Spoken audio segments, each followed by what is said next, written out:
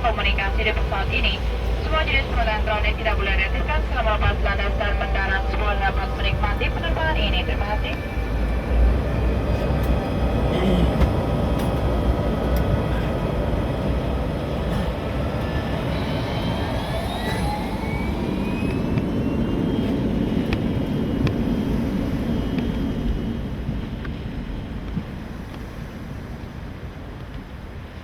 L'histoire que l'on va raconter est celle d'un peuple qui vit sur l'une des 17 000 îles qui composent l'archipel indonésien Sumba, l'île de sable, Pulau Sendana, comme les autochtones aiment à l'appeler. C'est une île carte postale à l'ouest de Bali. Une île plus grande que la Corse, mais toujours oubliée. Au XVIe siècle, Pigafetta, le compagnon de voyage de l'explorateur portugais Magellan, la signale mais passe à côté comme le progrès. L'île connaît peu l'électricité. C'est le soleil qui organise la vie des insulaires. L'école et la médecine sont réservées aux citadins, souvent des transmigrants venant de la surpeuplée Java. En Indonésie, beaucoup de provinces extérieures sont dépeuplées. Sur le papier, la logique veut qu'il suffit de déplacer des Javanais pour développer les îles esselées. Dans la réalité, ces colons souffrent du mal du pays et se regroupent dans les villes pour y vivre misérablement. À Sumba, ils sont à Wengapu, un gros bourg anobli en capitale régionale. La ville vit autour d'une artère qui débouche sur un marché où l'on trouve l'essentiel du panier indonésien.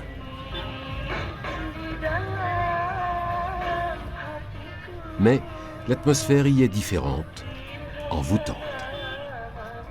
Les natifs de Sumba sont animistes, c'est-à-dire que pour eux, chaque chose qui compose le monde, de l'homme à la pierre, possède une âme, une force vitale qui agit de manière bénéfique ou pas. Alors, les Sumbanais préfèrent à la médecine officielle le discours du charlatan plus proche de leurs convictions. Sudah 2 hari di rumah sakit tidak bisa, sudah disuntik dengan perangsang tidak bisa, ada. Bawa 1 botol. Seperti yang 3 bulan lalu di rumah sakit ini. Rumah sakit umum. Baru saya dipanggil ke sana. Saya hanya bawa 1/2 botol. Kasih minum, tidak sampai 15 menit keluar anaknya. Sudah mati 3 hari. Istrinya orang dari Elopada, suaminya orang dari Polonais. Iya. La petite capitale demeure une bulle d'exotisme dans la société traditionnelle sumbanaise. La plupart des autochtones restent au village, perpétuant l'activité familiale.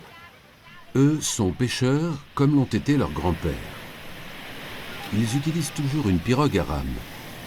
Mais à Sumba, la criée est bon enfant. Il n'y a pas de rivalité et les vieux ne sont pas oubliés. Cela donne l'impression d'un phalanstère, une société parfaite où les disputes sont bannies pour ne pas réveiller les esprits. Nous sommes sur la plage sacrée de Marossi, à l'est de Sumba. Le lieu est mystérieux, parce qu'une pierre sacrée y réside. Aujourd'hui, il va y avoir le Grand Conseil des Ratos, nom des rois locaux. Et c'est forcément autour de cette pierre qu'ils vont débattre. Son magnétisme écarte les esprits malveillants. Les Sumbanais font perdurer la dernière civilisation mégalithique de la planète.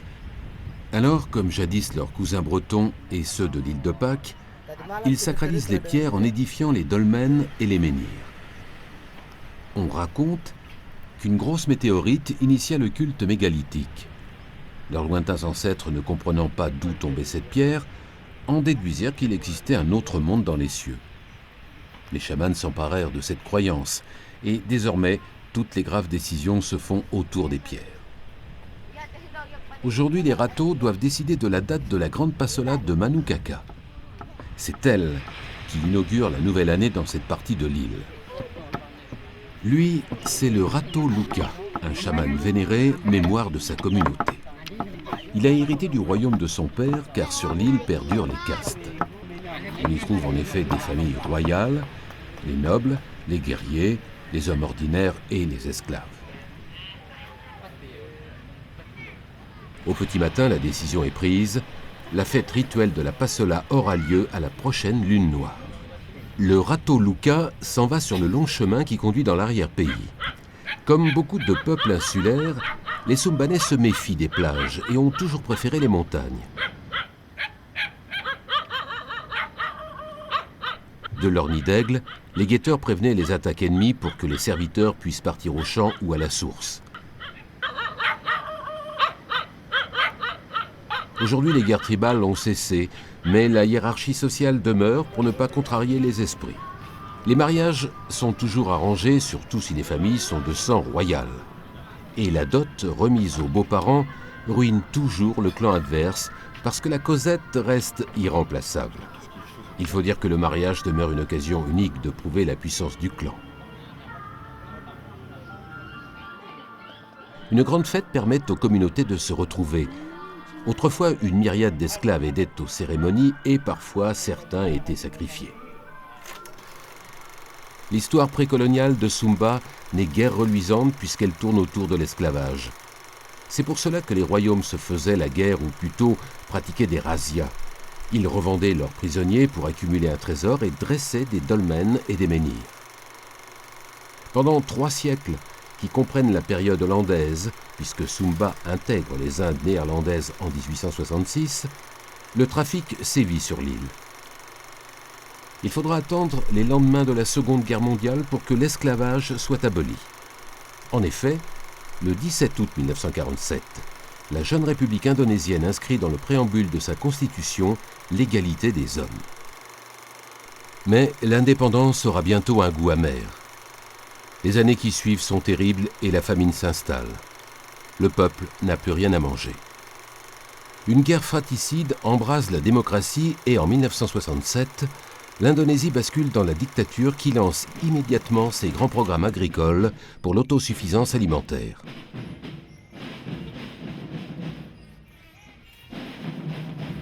Le programme de la transmigratie devient une priorité nationale.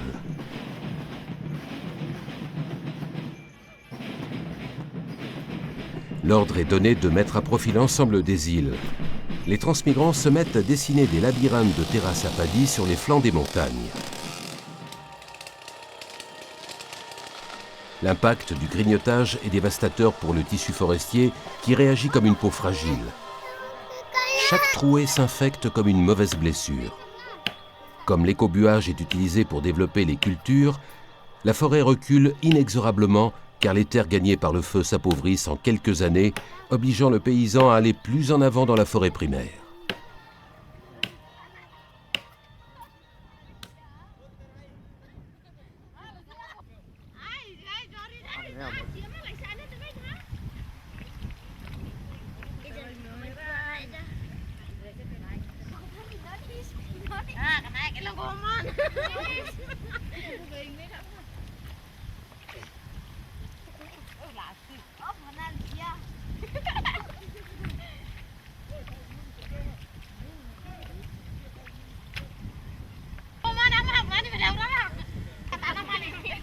Derrière les paysans, le ruissellement des pluies ravine les flancs déboisés jusqu'à déclencher des torrents de boue meurtriers. Puis, le maquis s'installe. Qu'importe, en 1972, le ministère de la Forêt indonésien signe la mort des forêts primaires. Pour remplir les caisses de l'État, d'énormes concessions sont octroyées à des multinationales du bois. Toutes les îles y passent, Sumatra, Bornéo, la Papouasie occidentale. En fait, toutes les forêts accessibles commencent à être réduites en papier, en meubles exotiques ou en cure-dents. Mais depuis la crise monétaire de 1998, s'additionnent les désastres du commerce illégal du bois.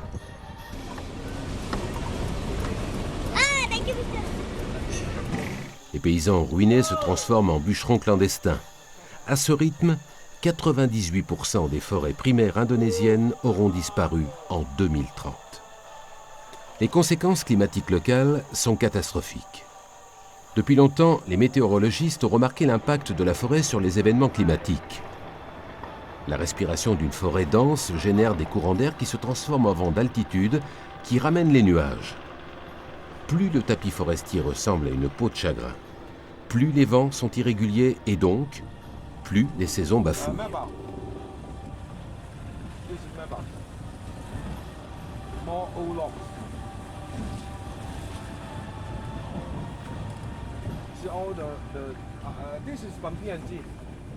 À Sumba, la saison des pluies disparaît au profit d'une canicule permanente qui favorise la désertification de l'île avec comme corollaire le spectre de la famine qui réapparaît.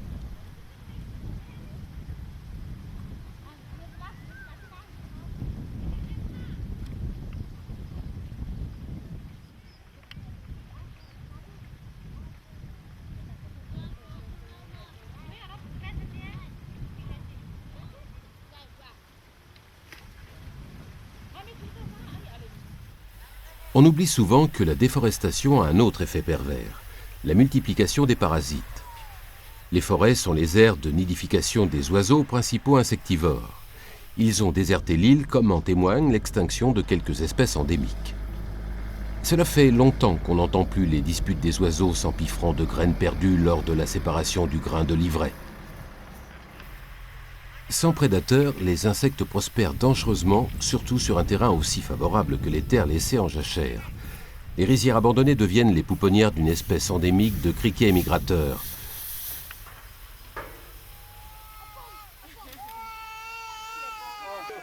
De son nom scientifique, Locusta migratoria manilensis. Pour les Sumbanais, l'apparition des criquets est une sanction divine. Ils sont animistes et donc attribuent la sécheresse aux esprits du marapu qui sont très en colère. Le Ratu Luka est persuadé d'en connaître la cause et c'est pour cela qu'il se rend au Grand Conseil des Ratos.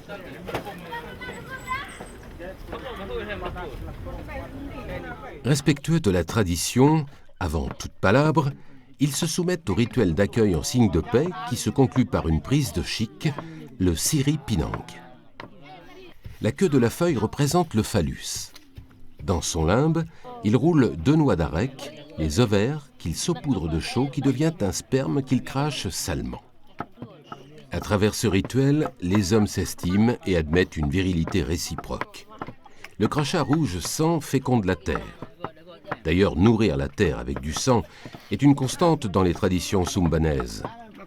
Le sang et la mort sont intrinsèquement liés au culte animiste du marapu. Le culte du marapu repose sur l'existence d'un monde invisible superposé au monde des humains. Le marapu est ce monde parallèle où résident les âmes perdues qui passent leur temps à punir, à manipuler ou à surveiller les mortels pour en référer à l'être suprême qui réside dans le ciel, le Mameti. À l'image de la religion chrétienne, il existe une trinité. Ndewa, le Saint-Esprit, le grand-père créateur et la grand-mère garante de l'équilibre de la nature. Incarné par le soleil et la lune, il domine le marapu et ses esprits inquisiteurs.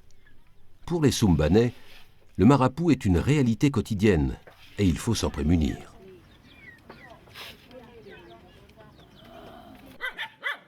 De l'infrastructure du village à la forme des huttes, les grandes houmas multifamiliales, toute la vie de la communauté est obsessionnellement pensée en fonction du marapu.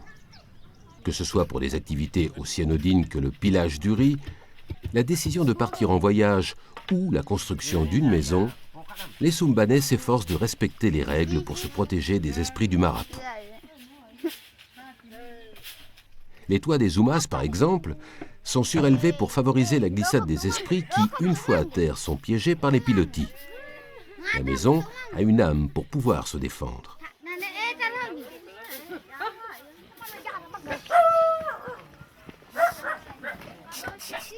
Pour interdire définitivement l'entrée des Umas aux esprits malveillants, elle est face à la place centrale où le cathéda et les sépultures des grands hommes veillent sous leur dolmen.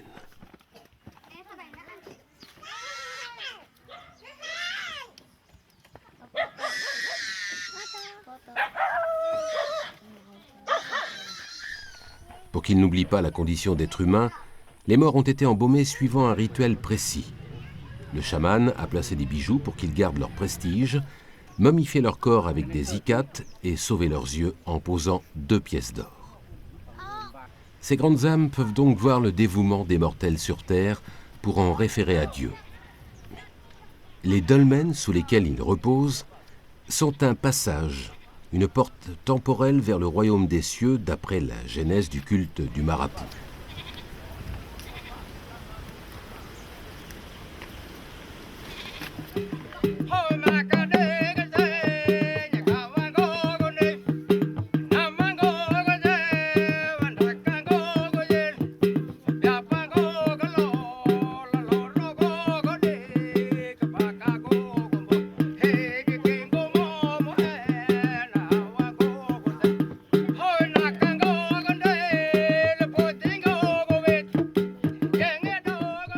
Au commencement, raconte la Genèse, la lune a rencontré le soleil.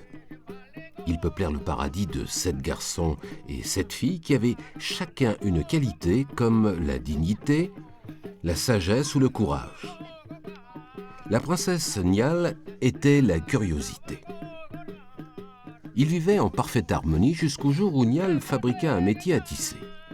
Elle se confectionna des vêtements qui rendirent tous ses frères et sœurs jaloux.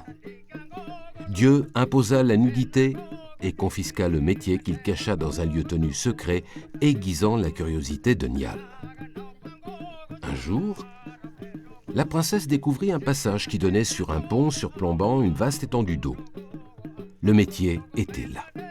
L'être suprême surprit la curieuse et furieux, jeta le métier au bout du pont et le recouvrit de pierres. C'est pour cela que les pierres sont regardées par les Sumbanais comme provenant du paradis. D'où leur civilisation mégalithique. La pierre de la plage de Marossi est un morceau de paradis.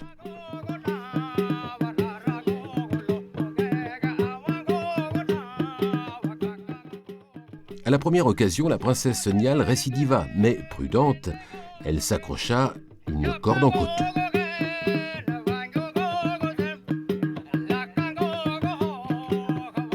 Le chemin était long et à force d'être étiré, le coton devint fil.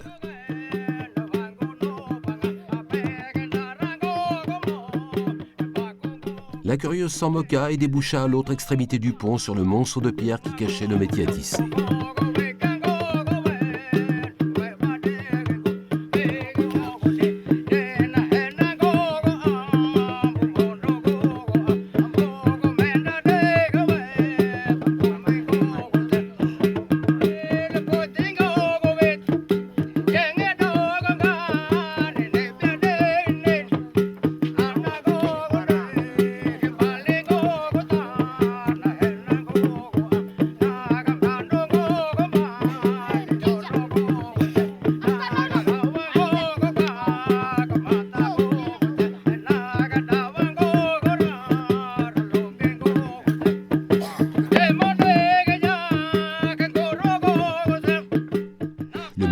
Était en bon état. D'un geste brusque, la princesse Nial arracha le fil de coton qui la reliait au paradis, ignorant qu'il symbolisait le fil de la vie. En le coupant, elle inventait la mort. Elle l'enroula autour d'une quenouille avant de le mettre sur le canevas du métier.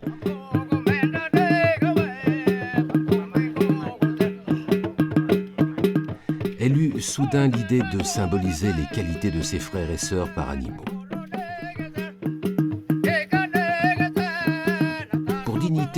Elle tissa une tortue, pour la bravoure, un crocodile, pour la sagesse, un coq, et ainsi de suite, écrivant la genèse du monde.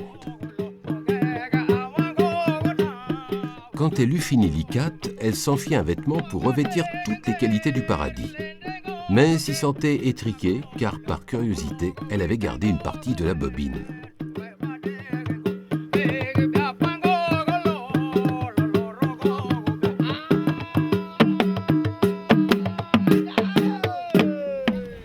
Elle voulait voir ce que donnait une bête qui serait obéissante, fougueuse et instinctive. Un cheval apparut. La princesse Niall chevaucha l'animal pour emprunter le pont magique.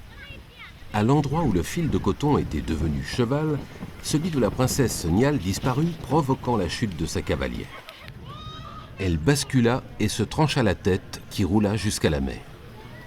L'Ikat s'inonda de sang donnant la vie aux animaux. Une plante se mit à germer, c'était le riz. Laissons le râteau Yaigo raconter la fin du mythe de la princesse Niall. Malawenko! Namalupo kayo ng bapak. Paano ba pawali niya? Pagkadayak panpetin yun. Nagpapamanggawa dito. Dari ka muri, dari ro muri. Kung ulmo, gani ka mo gayo na nawawawabi ulhapan ni Kawatbol. Okay yan? Ayo? Ay, kung paklukid ako, kung paklukid ng patiktongon tana, umi. Ulmo, gano kayo. Mo gayo beda mo na hindi. Wabi ulhapan na kayo mo Kawatbol beda mo na yun di. Okay yan? Ayo? Malawenko! Comme on le voit, le rapport à la mort est fondamental dans la culture sumbanaise. Alors, comme jadis les pharaons, les nobles de Sumba passent leur vie et leur fortune à édifier un dolmen pour reposer au plus près des pierres qui proviennent du paradis. Les funérailles sont le plus grand moment de communion à travers le pont de la mort. Aujourd'hui, la famille du râteau Prenyu est en deuil. Sa cousine est morte du paludisme. Son âme a déjà entamé son long voyage.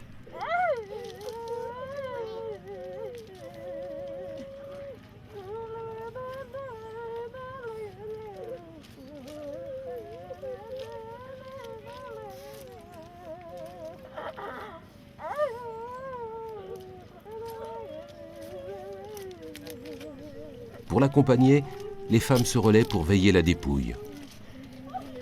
Son cercueil est couvert d'Ikat pour lui tenir chaud. Pour la nourrir, le clan sacrifie des dizaines d'animaux. Autrefois, cela se traduisait par une hécatombe à chaque funéraille. Les sacrifices décimaient le cheptel de l'île, provoquant sa ruine. Pour stopper l'hémorragie, Jakarta décida de taxer lourdement chaque animal tué à travers une loi promulguée dans les années 90.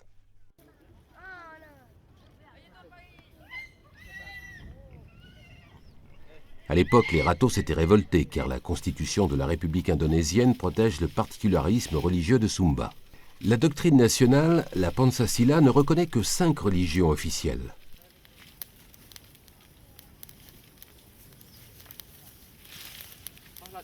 Les animistes sont donc hors la loi. Quelques cultes échappent à la prison, dont celui du marabout. La République protège ses traditions, donc en aucune façon, Jakarta pouvait limiter les sacrifices animaux, l'un des piliers du culte du marabout. Dans leur croyance, si l'esprit n'est pas assez aidé par les âmes des bêtes pendant son voyage vers le paradis, il retombe dans le monde parallèle invisible du marabout. La pingrerie lors des funérailles se retourne alors sur les générations suivantes qui, souvent, oublient le prétendant au paradis. Et la vengeance de ces âmes humiliées peut être terrible, surtout si l'on ne respecte pas les fondamentaux du marabout. La loi sur les quotas avait mis en colère tous les esprits. Ils avaient imposé une sécheresse provoquant la mutation des criquets. Après de longues palabres avec l'État, un arrangement fut trouvé et aujourd'hui la taxe n'est perçue qu'après un nombre négocié d'animaux. Les esprits du marabout avaient dû s'en accommoder car la météo changea et les pluies de la mousson noyèrent enfin les paysages.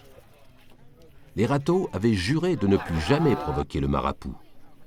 Mais aujourd'hui, les Ratos sont à nouveau très inquiets. Une fois de plus, Jakarta vient semer le trouble. Une nouvelle réglementation se heurte au mythe fondateur de leur civilisation. Le sang ne coulera plus pendant les passolas. Ils doivent respecter la récente loi sur les traditions mortelles. Les pointes de métal sont proscrites pendant les joutes à cheval. Il faut rappeler que dans la mythologie sumbanaise, c'est le sang de la princesse Niall qui a fécondé la terre. Les Ratos sont très inquiets car la canicule s'installe sur l'île, la même qu'ils avaient connue lors de la loi sur les sacrifices. Ils redoutent l'arrivée des criquets. la loi génère une scission entre les ratos intégristes du Marapu qui se moquent de Jakarta et les ratos plus modernes qui souhaitent rester dans la légalité. Ils décident d'interroger directement l'être suprême à travers les viscères des cochons. Ils ouvrent religieusement leur ventre pour ne pas abîmer la divine réponse.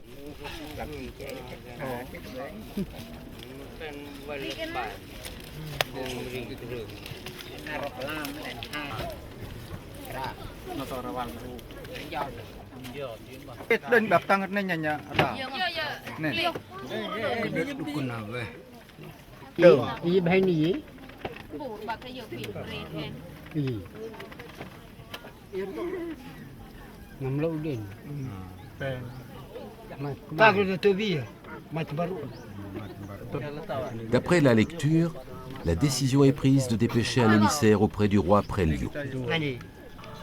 Sa Majesté est député de la République indonésienne. Il a donc le pouvoir d'amender la loi sur les traditions meurtrières qui a déclenché les foudres du Marapu d'après ses homologues. Sa Majesté réunit son gouvernement. L'émissaire prend la parole, les ministres écoutent le discours. Le commun des mortels ne doit pas comprendre. Leur langue est magique.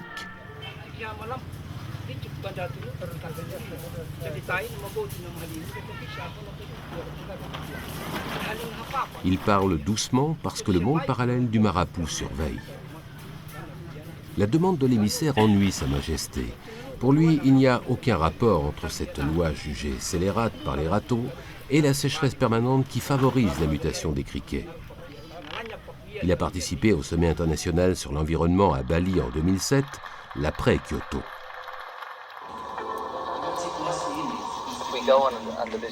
Si on continue comme ça, si on attend la fin du siècle pour changer nos habitudes, on a 50% de risque de voir la température grimper de 5 degrés ou plus au cours du prochain siècle.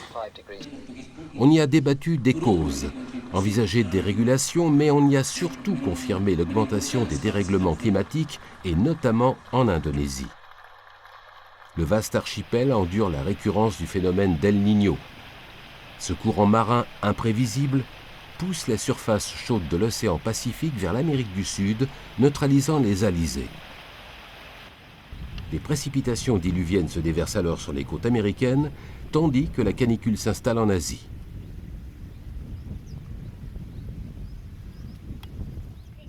Les pluies deviennent rares, les rizières s'assèchent.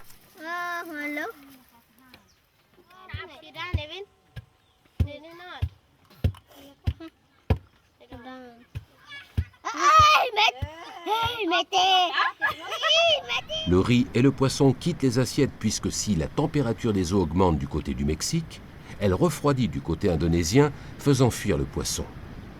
Sa Majesté rejette la requête, mais respectueuse de la tradition, elle propose de sacrifier 2 buffles.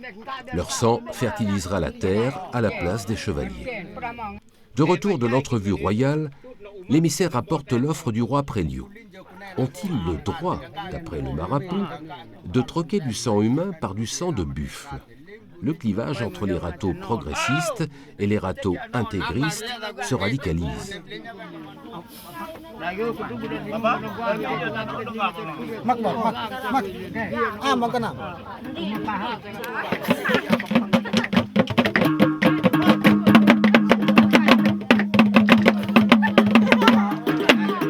Petakinya akban petmione hepijane ne hari hey paklir hay biangu loki je kabanto gali kelugu mikima loki je kabani kebal kebat kelugu mikal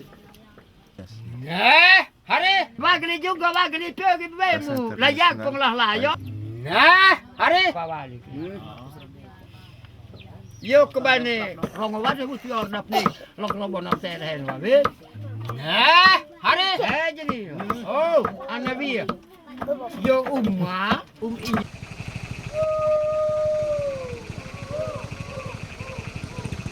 D'étranges processions se rendent au bord de la mer sur la fameuse plage sacrée de Marossi.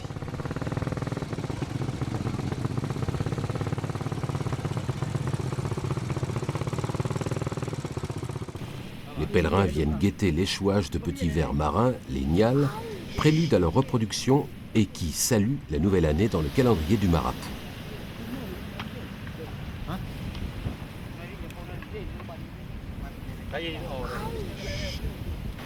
Selon la légende, ces vers sont les cheveux de la princesse Nial. Lorsqu'elle était tombée du pont de pierre, sa tête s'était dissociée et avait atterri dans l'eau. Elle se décomposa et donna la vie à la mer. Les Nials sont ses cheveux. Ils ne sont pas au rendez-vous. Alors, les pèlerins attendent.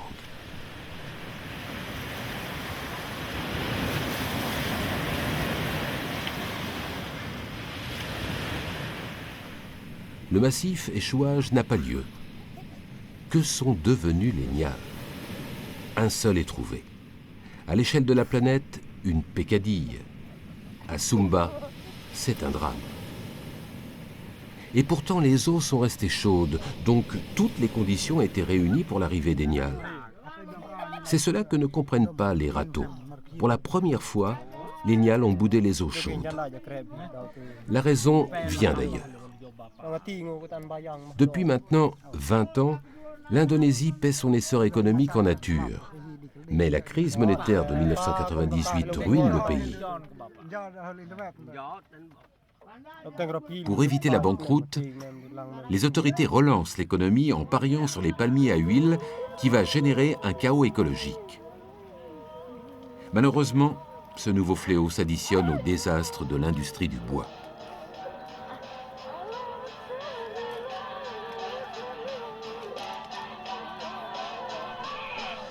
L'huile de palme est utilisée massivement dans les biocarburants, les aliments et dans les cosmétiques.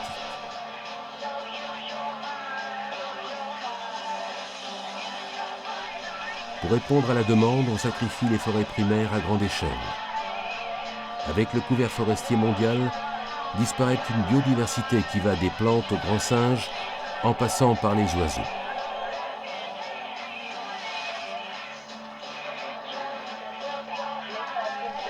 « 44 838 espèces sont menacées à très court terme.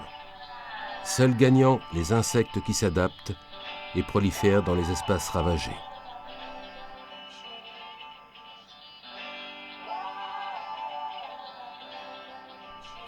Pour dégager au plus vite de la place pour les palmeraies, les multinationales de la palme déclenchent des incendies monstrueux visibles depuis les satellites.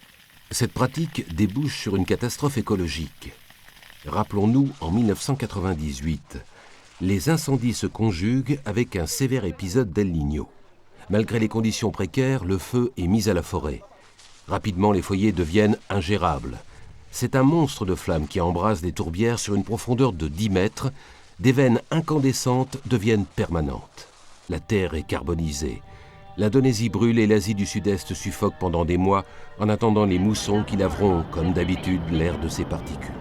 Mais, cette année-là, la plus grande pollution du monde commence. Les pluies n'ont pas dissous les fumées, elles se sont reconstituées dans l'atmosphère.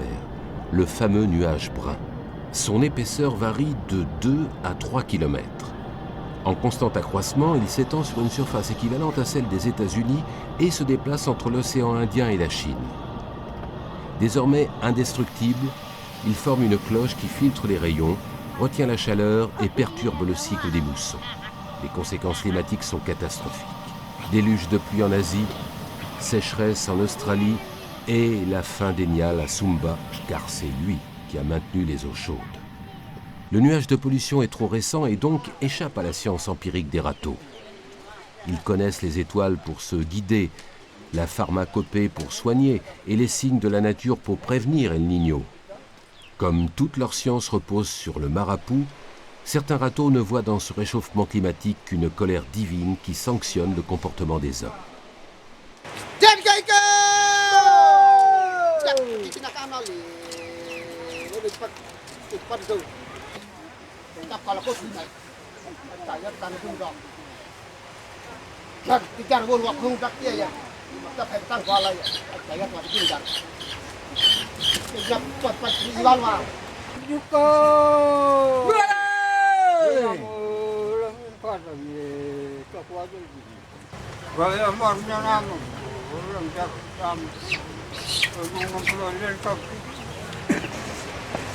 Bigete!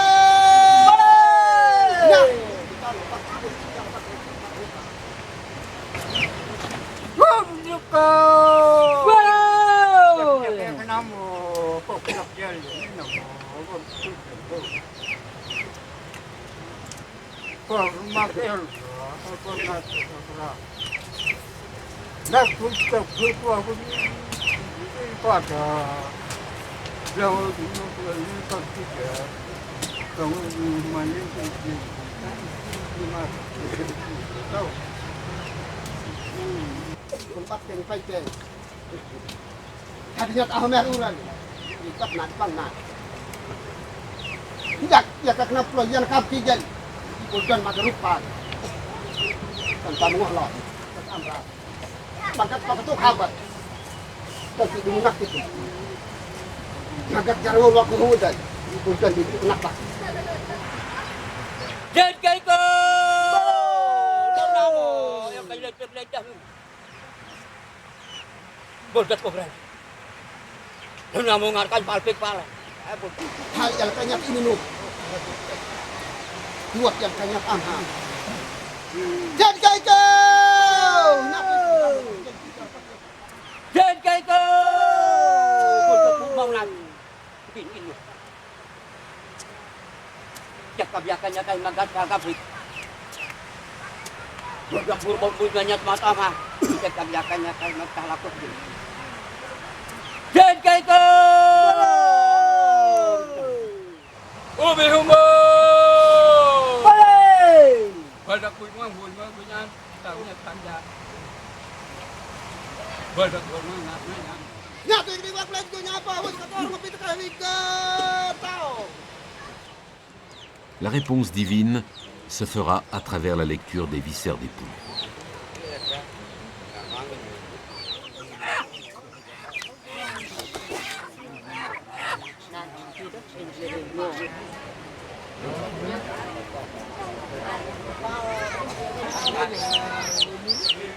Malah, kain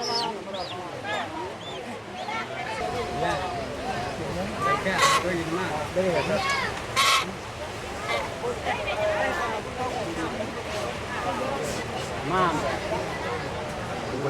Bang.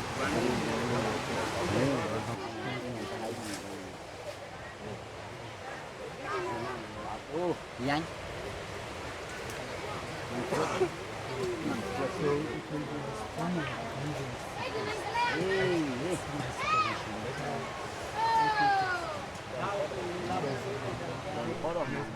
À la lecture des viscères des poulets, la passola est permise malgré l'absence des pointes de métal. La passola se déroule à quelques kilomètres de là. Sur la vaste prairie de Lamboya, deux groupes de cavaliers vont s'affronter.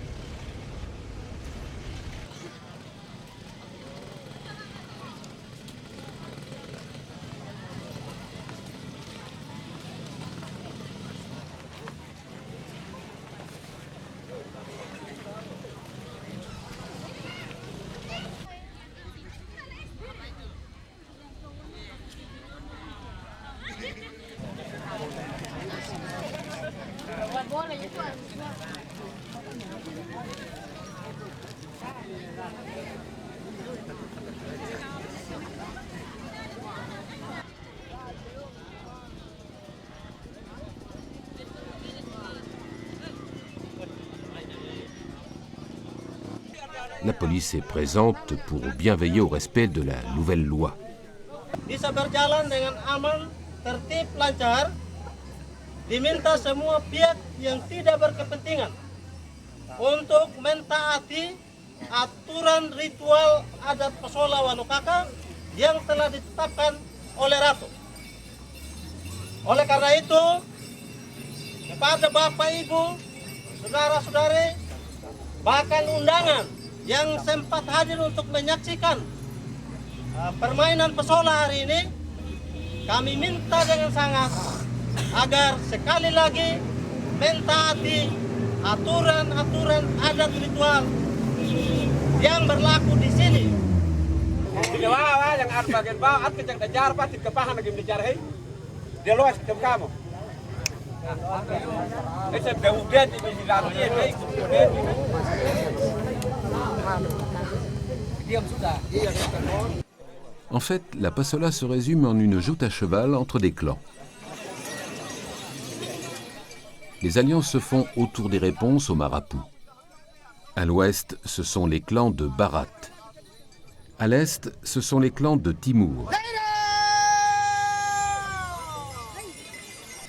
Le cavalier qui a refusé de monter à cheval vient de ce clan. Son exemple a été suivi. Ils sont d'ailleurs peu nombreux à combattre. En face, les Bharats se composent d'une vingtaine de cavaliers particulièrement déterminés.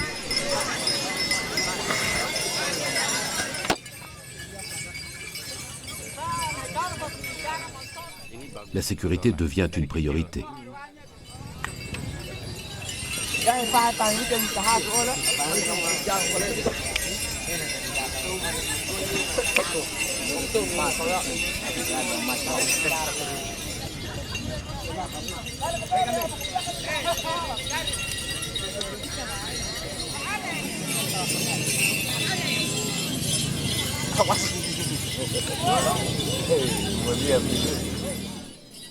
Les lances sans pointe de métal sont déséquilibrées, s'envolent et atteignent rarement leur cible.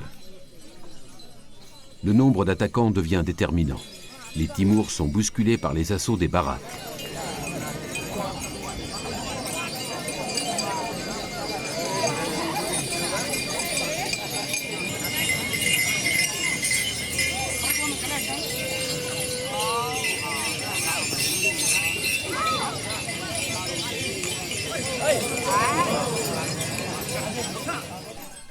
Le râteau Timur est le chef de file des râteaux traditionnels. À l'écart du peuple, le râteau de Timur n'est pas content.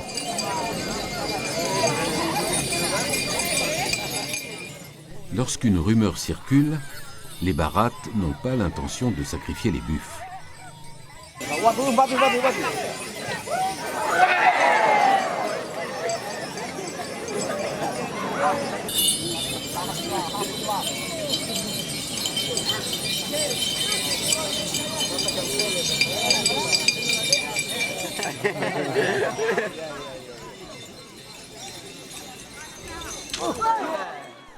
La bataille tourne franchement à l'avantage des Bharats.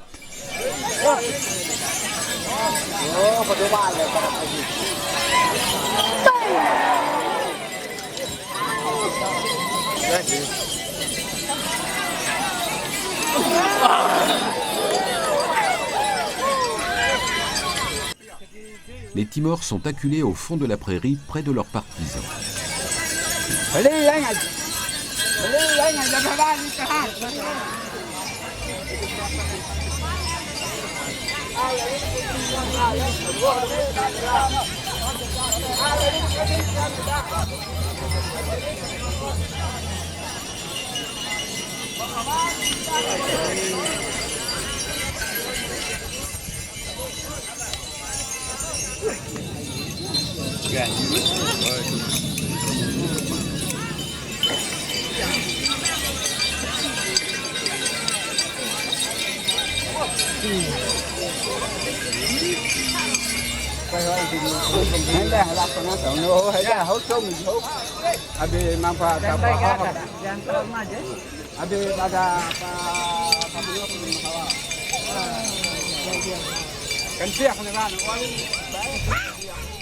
La défaite est proche quand, soudain, une lance s'égare sur le public.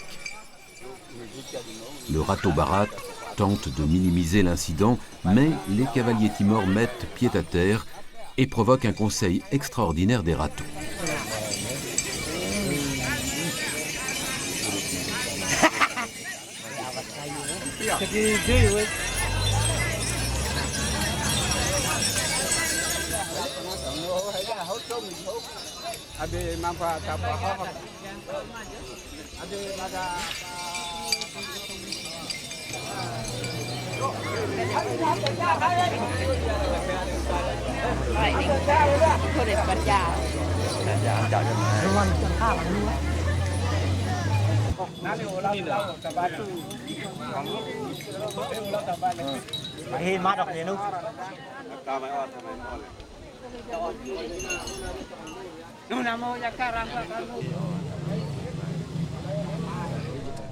Le silence s'impose pour écouter le râteau Tima.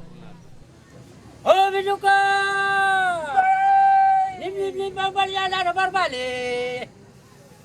Kamu mereka dulu baru. Nim babalian ada barbali. Kamu banyak ekor rara. Oh, Biduka! Takole! Bicara paklet kapal gue perang. Nah, tuh gue paklet gue nyapa, gue kata orang ngopi tekai gue tau. Ini kan. Ini namo, boleh parpak lintian karpin matnam ke kabin we. Amra. Dekat belum maaf kali. Oh, Biduka! Ada banggaannya di mana? Langkah poltam deh. Ada tak dah lagi tamboran ni, langkah poltam deh. Ni mel. Alkan lepik lep dekat lep. Lep di bantung sudah bim. Biarkan panjang lengan tu, biarkan konten. Baik tu berapa kau tahu?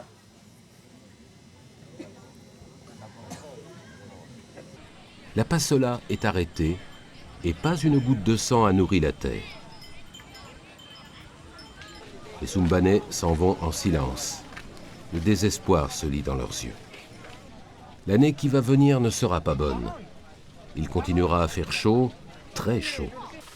Avec la hausse des températures, les criquets vont proliférer et leurs nuages ravageurs s'attaqueront une nouvelle fois aux plantations, aux rizières, aux forêts.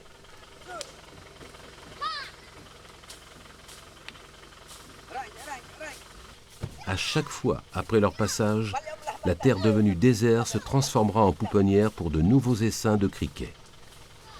Le couvert végétal se réduira à l'image du destin de l'île de Pâques.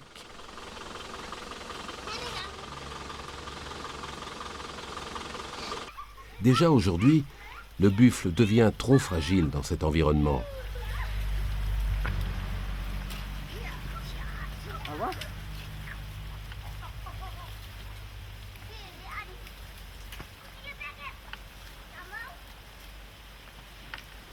Le zébu le remplace pour travailler une terre aride où autrefois poussait une épaisse forêt primaire.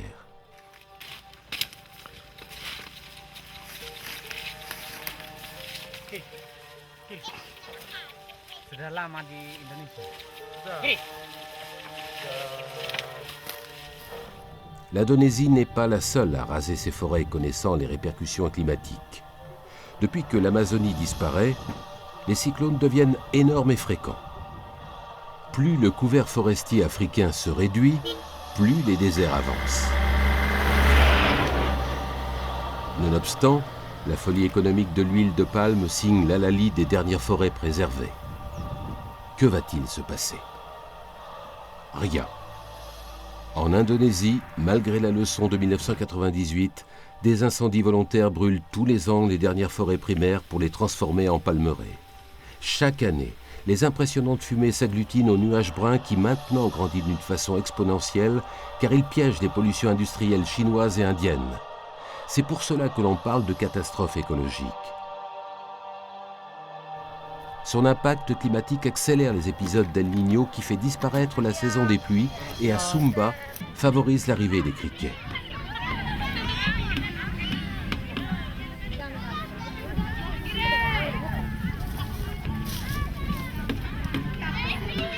La dégradation du cadre de vie est telle que la plupart des jeunes Sumbanais rêvent de partir.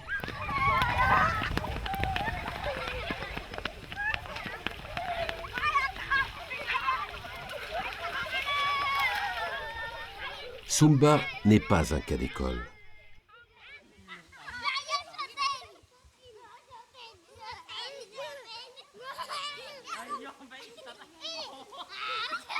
Aujourd'hui, les flux migratoires ont pour origine non plus les guerres, mais la faim, la soif ou les fléaux naturels.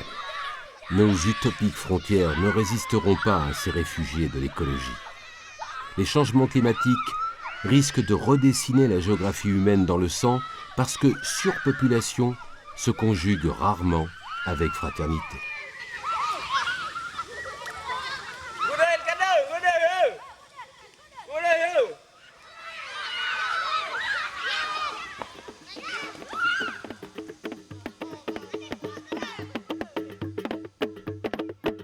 À Sumba, les râteaux se sont rendus au Cap Siring, à l'endroit où arrivait le pont originel de la princesse Nial.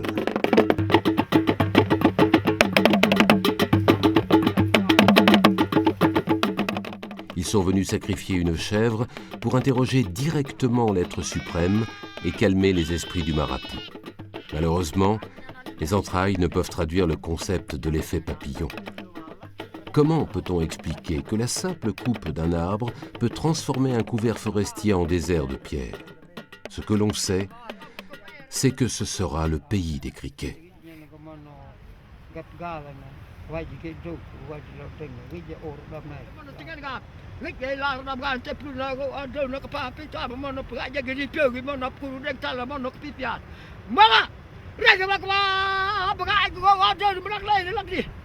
Reg lag niya laga baga ay go adol menang lay lagi.